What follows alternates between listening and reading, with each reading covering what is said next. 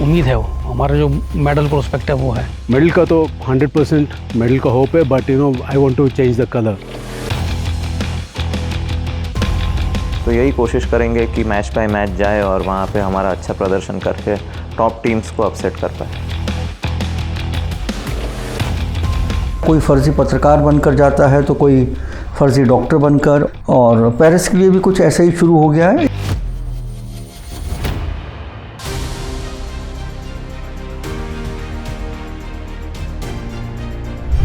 मैं इस वक्त जर्मनी के सारब्रुकेन शहर में हूं और ये मेरे पीछे यहाँ की स्पोर्ट्स फैसिलिटी है जो यहाँ के सारब्रुकेन यूनिवर्सिटी के बेहद करीब है। और इस वक्त सारब्रुकेन की ये स्पोर्ट्स फैसिलिटी भारतीय टीम के लिए बेहद अहम सेंटर बना हुआ है, क्योंकि भारत का एक बड़ा जत्था, भारत की एक बड़ी टीम, दूसरे अलग अलग खेलों की एक बड़ी टीम इस जगह पर कैंप कर रही है। और इस महीने के आखिर में जो पेरिस में ओलंपिक्स की शुरुआत हो रही है उसमें हिस्सा लेने की तैयारी कर रही है। तो भारत के लिए ये जगह काफ़ी अहम है।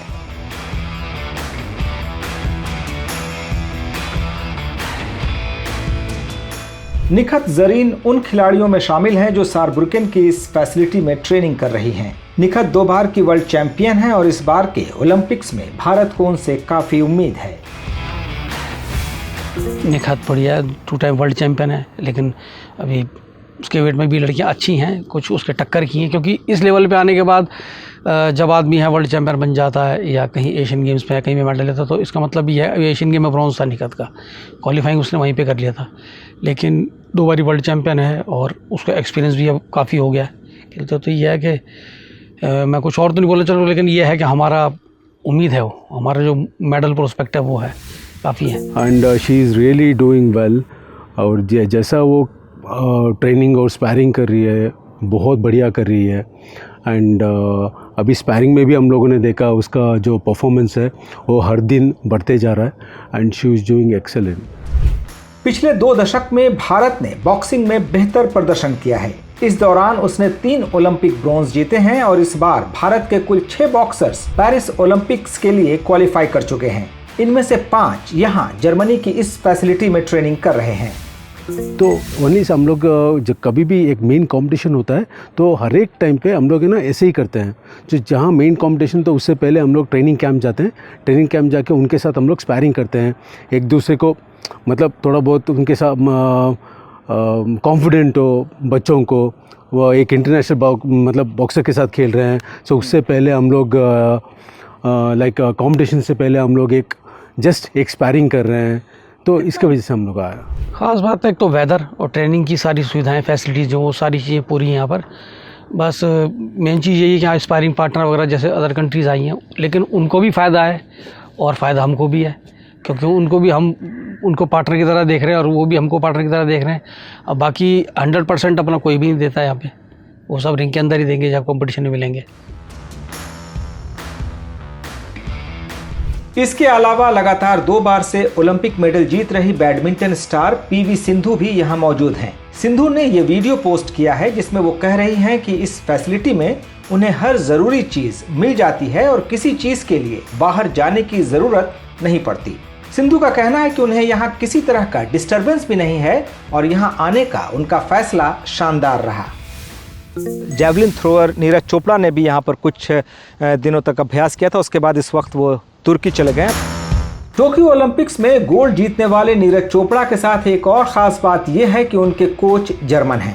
चोपड़ा पर किताब लिखने वाले भारत के सीनियर स्पोर्ट्स जर्नलिस्ट नॉरिस प्रीतम से मैंने पूछा कि चोपड़ा के परफॉर्मेंस में जर्मन कोच का कितना योगदान है। और उस टीम में नीरज के कोच हैं जर्मनी के क्लॉस बॉर्टिनस, जो एक बायोमैकेनिक्स एक्सपर्ट हैं। उससे पहले भी एक जर्मन उवी हॉर्न नीरज के कोच थे। हॉर्न खुद जैवलिन के वर्ल्ड चैंपियन थे और वो एकमात्र एथलीट हैं जिन्होंने 100 मीटर के ऊपर जैवलिन फेंक रखा है, वो जो विश्व रिकॉर्ड भी है। ऐसे कोचों से शुरुआत करने से नीरज को टेक्निक के अलावा अपने में विश्वास रखने का बड़ा सुंदर मौका मिला और इस वक्त कम से कम उन्हें टेक्निक से ज़्यादा अपने को फिजिकली फिट रखने की ज़रूरत है और क्लॉस बॉर्टिनस उस कला में माहिर हैं क्योंकि वो बायोमैकेनिक्स एक्सपर्ट हैं। कुछ कोचेस से मेरी बात हुई है और कुछ दूसरे खिलाड़ियों से, उनके सपोर्ट स्टाफ से बात हुई है, तो एक चीज़ जो निकल कर के सामने आ रही है वो ये कि इस जगह को लेकर के वो काफ़ी खुश हैं। उनको लगता है कि यहाँ पर उनको ट्रेनिंग बेहतर ढंग से मिल पा रही है और ये फैसिलिटी उनके लिए काफ़ी अच्छी है, जहाँ पर के सभी तरह के सुविधाएं मौजूद हैं। एक बहुत विशाल एरिया में ये फैला हुआ है, कई एकड़ में।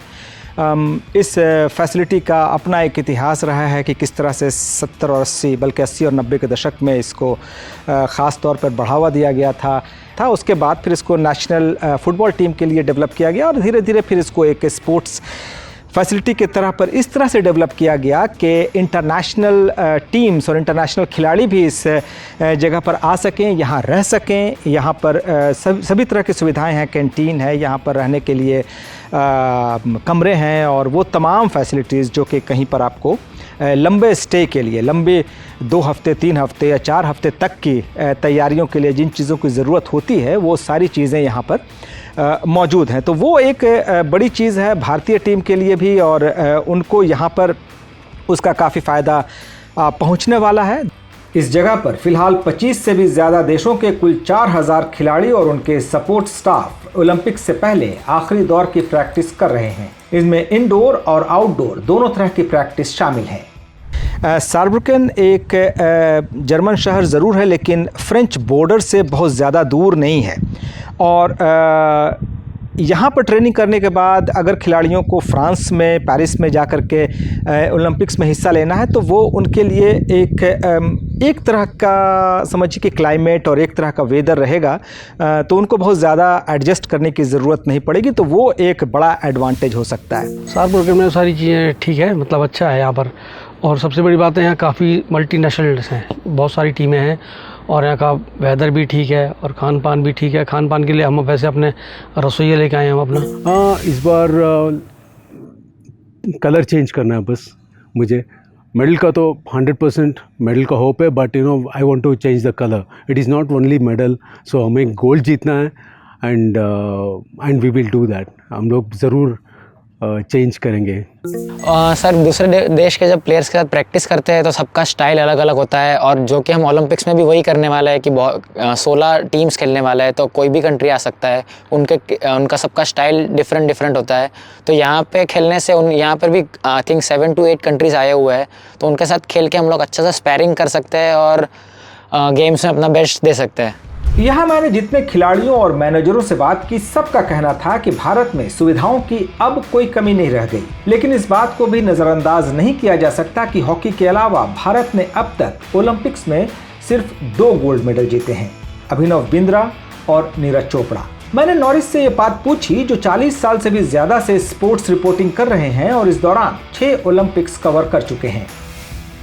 इसलिए अमेरिका या जर्मनी जैसे देश जहाँ पे स्पोर्ट फॉर ऑल चलता है, जहाँ पर खेल को जीवन का हिस्सा माना जाता है, वहाँ पे हम जनसंख्या और मेडल के अनुपात की बात कर सकते हैं कि होना चाहिए। लेकिन भारत जैसे देश में जनसंख्या के आधार पर मेडल मांगना मुझे नहीं लगता अच्छा रहेगा। जब तक हमारा बेस यानी आधार बड़ा नहीं होगा, जब तक लाखों लोग नहीं खेलेंगे, जब तक कुछ बात नहीं बनेगी। उन लाखों लोगों में से ऐसा होगा कि खेल में सक्रिय होंगे, हिस्सा लेंगे, तो शायद हज़ारों ऐसे होंगे जो राज्य स्तर पर पहुँचें, उसके बाद कुछ सैकड़ों, कुछ 100 ऐसे होंगे जो नेशनल लेवल पे आए, और उसमें से जो क्रीम निकल के आएगी वो इंटरनेशनल स्टैंडर्ड की होगी जो कि शायद कुछ कर सके। वैसे इस बार ओलंपिक्स में भारतीय टेबल टेनिस पर भी खास नज़र होगी। ये पहला मौका है जब भारत ने 3 इवेंट में क्वालिफाई किया है। इंडियन टेबल टेनिस की पूरी टीम सारब्रुकेन में तैयारी कर रही है।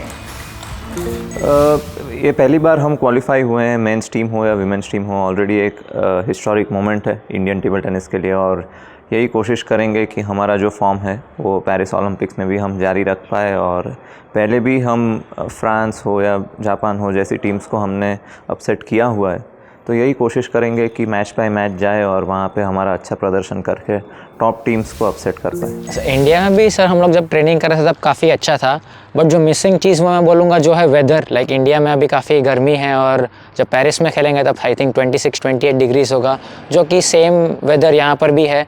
और at the same time tables और बॉल्स वो इधर हर एक टेबल, मतलब शायद इंडिया में 1 आध या 2 टेबल होंगे जो पेरिस के में यूज़ होने वाले होंगे। यहाँ पे आई थिंक 12 के 12 जो टेबल लगे हुए हैं वो सब के सब जो ओलंपिक्स में यूज़ होने वाला है वही कंपनी के टेबल्स है और वही कंपनी के बॉल्स यहाँ पे यूज़ हो रहे हैं। तो ये 2 चीज़ आई थिंक इम्पॉर्टेंट थे। सुविधाओं के साथ साथ भारत में हमेशा से राजनीति और खेल का घालमेल भी रहा है, जिसका आखिरी नतीजा खिलाड़ियों के प्रदर्शन पर पड़ता है। सारब्रुकेन में ट्रेनिंग कर रही भारतीय टीम के साथ भी पूरा तामझाम दिखा। कई इवेंट्स में तो खिलाड़ियों से ज्यादा सपोर्ट स्टाफ मौजूद हैं। कोई फर्जी पत्रकार बनकर जाता है तो कोई फर्जी डॉक्टर बनकर, और फिर वहाँ गेम्स में अपना एक्रेडिटेशन कार्ड उल्टा रखता है ताकि कोई उनकी चाल को पकड़ ना सके, ताकि उस पर नाम लिखा रहता है ना नीचे कौन है वो। अचानक कोई बोले कि अरे आप सब डॉक्टर साहब कब से बन गए, इसलिए वो छिपा के रखते हैं। और पेरिस के लिए भी कुछ ऐसा ही शुरू हो गया है। 117 खिलाड़ियों के लिए 140 का स्टाफ है। इसमें कोई बुराई नहीं है, अगर वो उस सारे स्टाफ की वहाँ ज़रूरत है तो बहुत अच्छी बात है, जाना चाहिए। लेकिन मज़े की बात यह है कि कुछ लोगों को जिन्हें सपोर्ट स्टाफ कहा जा रहा है उन्हें एक्रेडिटेशन कार्ड मिला है जिसमें वो स्टेडियम में घुस सकें ताकि। अब सवाल ये है कि अगर वो गेम्स विलेज में नहीं जा सकते और खिलाड़ियों से संपर्क नहीं रख सकते तो किस स्पोर्ट के लिए पेरिस जा रहे हैं, सपोर्ट किस बात, क्या सपोर्ट करेंगे वो। तो कहा जा रहा है कि भारत के लिए जो गोल्ड मेडल का रास्ता खुलेगा वो जर्मनी के इस शहर से होकर के गुजरेगा। यहाँ कुछ खिलाड़ियों ने मुझसे कहा कि वो मीडिया से थोड़ा दूर रहना चाहते हैं क्योंकि आखिरी टाइम वो अपना फुल कंसंट्रेशन खेल पे देना चाहते हैं। इस बात का भी मैंने काफ़ी रिस्पेक्ट किया और उनको मैंने ज़्यादा ज़ोर नहीं दिया किसी भी तरह की बातचीत करने का या इंटरव्यू के लिए। लेकिन मेरी कोचेस से और मैनेजर से जो बात हुई है वो एक पॉजिटिव दिशा की तरफ इशारा करता है। अब कुछ ही दिन बचे हैं ओलंपिक्स में और देखना है कि भारत किस तरह का प्रदर्शन कर पाता है।